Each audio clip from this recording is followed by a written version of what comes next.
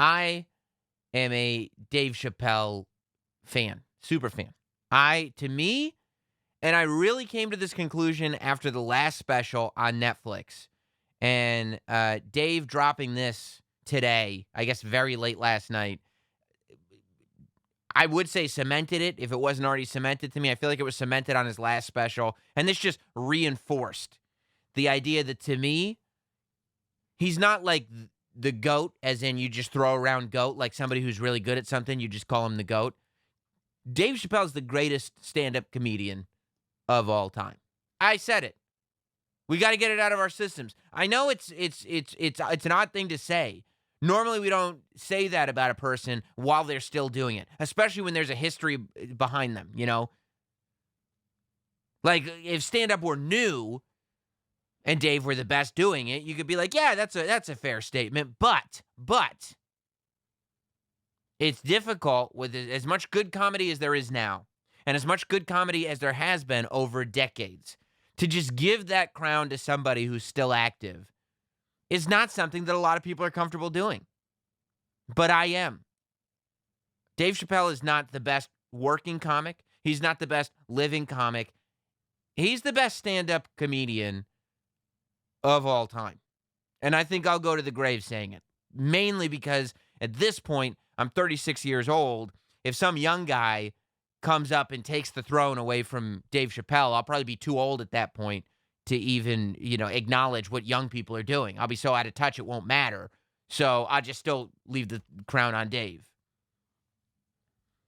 Best stand-up comedian of all time. Look, I really think that this 846 special, I guess you want to call it, is going to go down as a historical document of what we're all living through, whether you agree with everything Dave says or not. A historical document of the perspective that Dave is representing, which is his own perspective. That's the thing. I mean, when you watch a truly great stand-up, they should be representing their truth, their true perspective. And whether you agree with them or not, it's their ability to dictate their perspective that makes you go like, oh, okay, yeah, no, they're great at what they do. And I love people that are great at things. That's it. It pushes me. That's what makes me, when I see true people that are truly the greatest at what they do. That's why I was obsessed with the Michael Jordan documentary. That's why I get excited anytime Dave Chappelle does anything. When I see people that are truly great at what they do, and when I say great, I mean greatest of all time level at what they do, it makes me realize there's no excuse to not try to be better. It makes me realize, okay, Sam, you got a long way to go. It's inspiring to me. It means get back in the lab and start working on whatever it is that you work on. Because this is the standard. This is how high it can go. This is the level at which people can play on. So if you want to get to half that position, you better start working again. And that's how it makes me feel. And that's how I felt today when I was watching 846. I want to put this out there. Legeno, not Legeno, I guess is the YouTube name he's using now, but Legeno, he's our buddy. He says Patrice O'Neal was the greatest. Remember that. And I wanted to make sure we added that in because Patrice is on that list. But it's one of those, if Patrice O'Neal had been given the opportunity to live a life as long as Dave Chappelle and create a body of work that represents everything Dave Chappelle's body of work represents, then I have no doubt that he'd be the greatest of all time.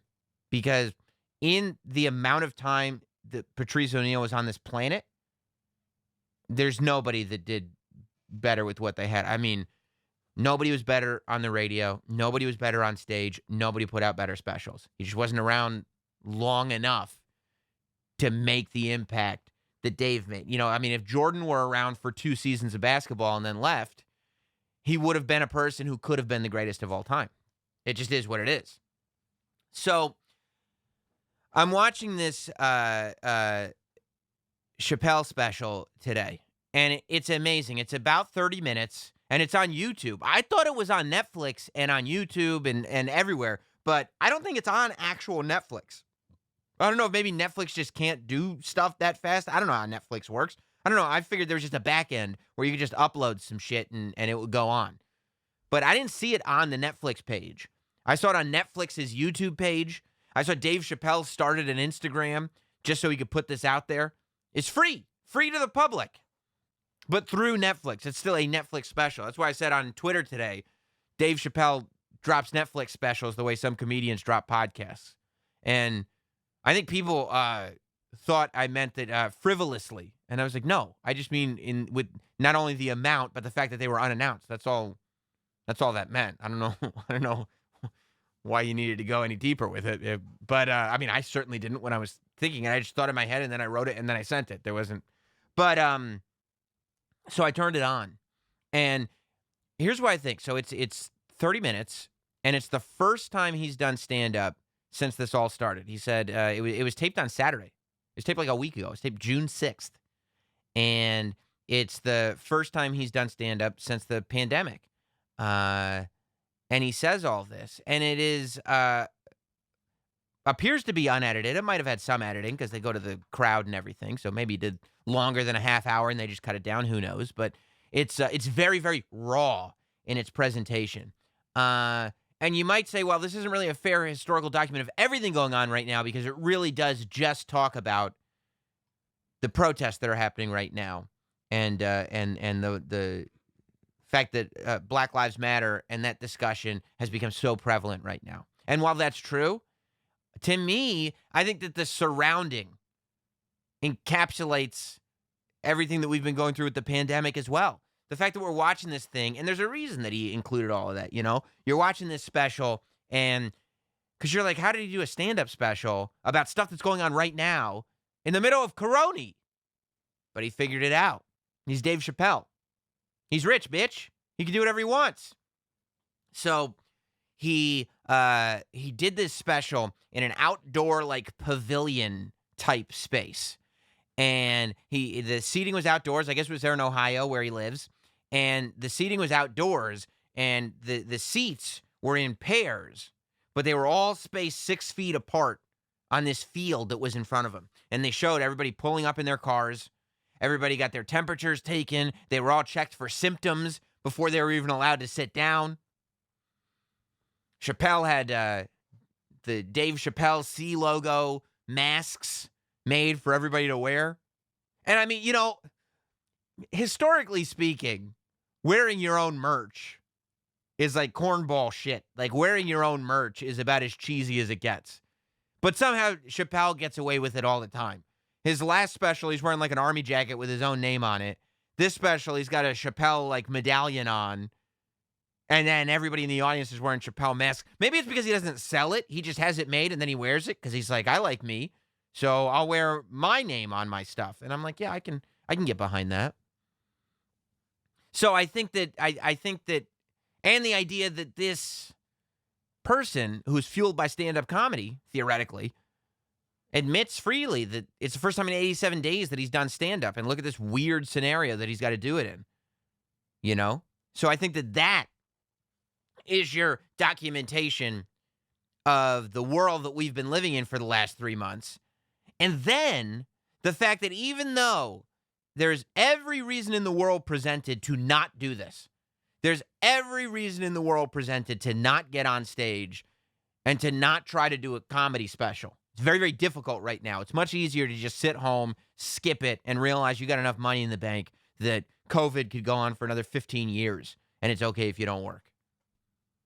But he feels so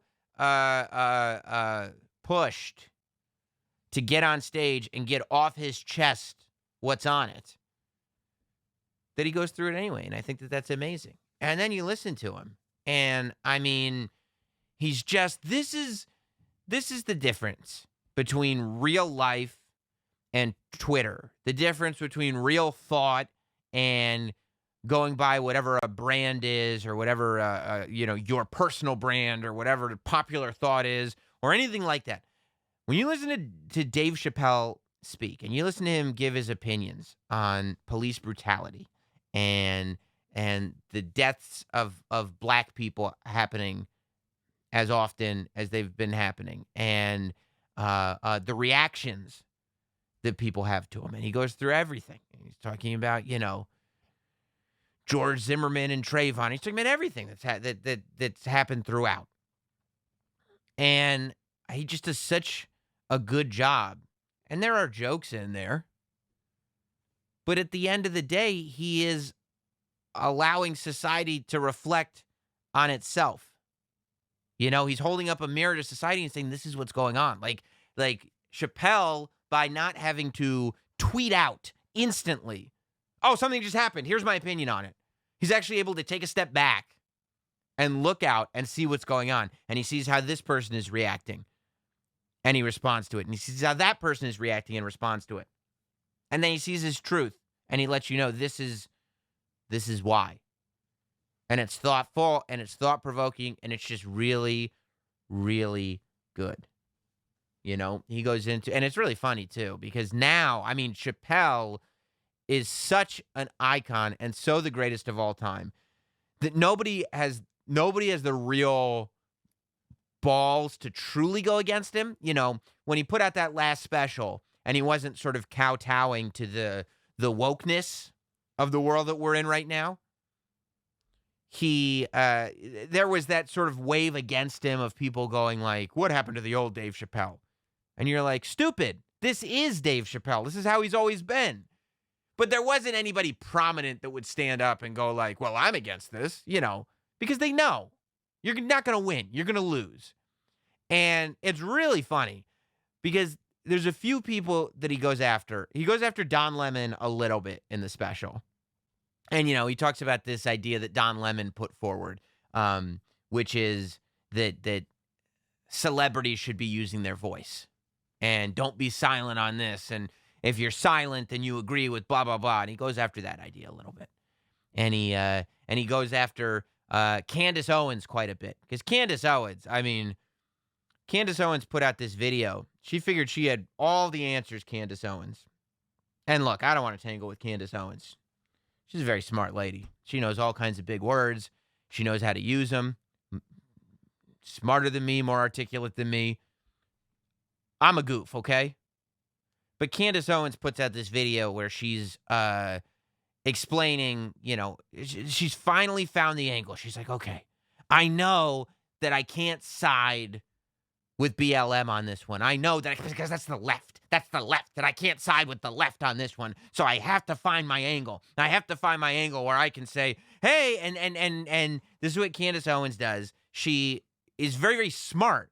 So she goes, okay, how do I fight against this thing that the liberal media is pushing? If there's something that it seems like the liberal media loves, I need to figure out how I can contradict it. And then I need to apply a logical argument to it that people who don't want to follow the quote-unquote liberal media can get behind. And she's smart enough that she can create those arguments. And she did that with this. And she put out this video. And she's like, well, George Floyd was no hero. And I, as an African-American, I'm not going to act like we should consider George Floyd a hero. That feels racist to me. And I'm like, nobody's sitting here talking about whether or not George Floyd was an amazing guy or not. What we're sitting here saying is that there was nothing that he did that should result in a death by suffocation of a policeman's knee, right? That whether he was a hero or whether he was a scumbag doesn't really apply when you're talking about what happened here and how it applies to something that is happening systemically. The protest, the outrage, the reaction, the response is not just about George Floyd. It's about the systemic nature of what happened to George Floyd. But Candace Owens puts out this thing, so he completely trashes Candace Owens. He goes on, he trashes Laura Ingraham. Because Laura Ingraham, it's actually funny. Like the video that came out of Laura Ingraham saying that LeBron should shut up and dribble, and then Drew Brees is like, I think people should still support the flag. I would never support anybody who doesn't support the flag, whatever Drew Brees said. It's not important to this conversation.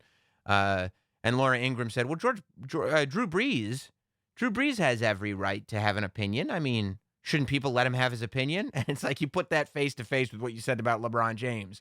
And it's psychotically hypocritical, regardless of which one you believe in. Whether you could say that they are both right, neither one of them's right, this one's right and this one's wrong. You can't say that that's not hypocritical. So he goes after Laura Ingraham, and it's so funny because like Don Lemon barely caught anything. Like Don Lemon got a name drop. I mean, I'm talking 30 seconds of a 30-minute special. Nothing. 1/60th, maybe, was about Don Lemon. And Don Lemon has to get on CNN today so he can go, I mean, Dave Chappelle's entitled to his opinion. He's one of my favorite comedians, and blah, blah, blah. And, and then Candace Owens tweets out, well, I'm unlike the left. I can laugh at myself. And Dave Chappelle's one of the greatest comedians ever, and blah, blah, blah. And it's like people who are getting mocked by Dave Chappelle, right? And they're going, well, it's a badge of honor for me. I'm blah, blah, blah, blah, blah. They just so get off. Like Dave Chappelle is so big now and so famous that these individuals are so getting off on just being mentioned in a special that is this important, not realizing that their name will forever be paired with like, oh, that was that loser, regardless of what side they're on. They're just so excited about being a part of it. And by the way, if any other comedian, went out and was like, hey, this guy's a schmuck. Hey, this girl's an idiot. They wouldn't sit there and go like, well, it's all good. It's comedy. Dave Chappelle is special. But it really is interesting watching people react to it. But yeah, I thought Dave did really good, and I thought it was an important, like the fact that Dave Chappelle responded to all of this that's going on in the world, the way Dave Chappelle responds to things, I thought was one of the most valuable parts of the whole special. That Dave didn't sit there and try to go like, okay, all right, how do I respond to this perfectly in 140 characters? How do I respond to this perfectly first before anybody else? How do I immediately tell the world that I'm a good guy using social media? That wasn't what Dave did. And he didn't say, what I need to do is I need to get up there and I need to educate the people. I need to let the people know. Here's what we should be doing. No. He just responded to it in the way that he's always responded to everything. And he made a great point. He is right that we sit there and we go, well, people shouldn't be silent. And I don't think people should be silent about this stuff. People shouldn't be silent. However, if people aren't saying anything right now, first of all, people shouldn't be silent, but they also shouldn't act like they are going to have the words to make everything better. People shouldn't sit there and be silent, but they shouldn't sit there and also think, well, this is my time to shine. I'm going to be the one that fixes this. There's this big gap between silence and just shut up. Stop. Be quiet.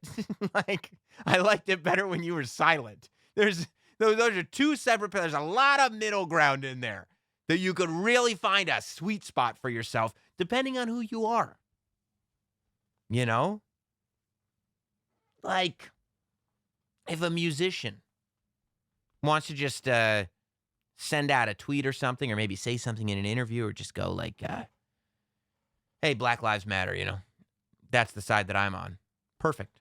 Good. You play guitar. I don't need to know anything else.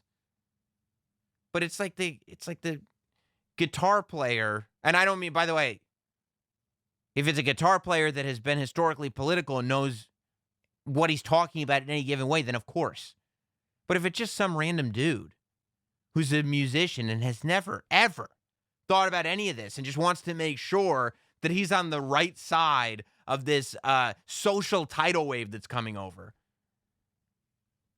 then maybe don't act like you have to be an educator. Maybe don't act like you're the teacher. Maybe don't act like you are the person that people are waiting to dictate what move to make. If you're on a side, just send a little, hey, this is the side I'm on. It's like, okay. And a lot of people, by the way, if we can probably guess what side you're on based on your history, then if you don't say anything, you don't mind people just assuming, that's fine too.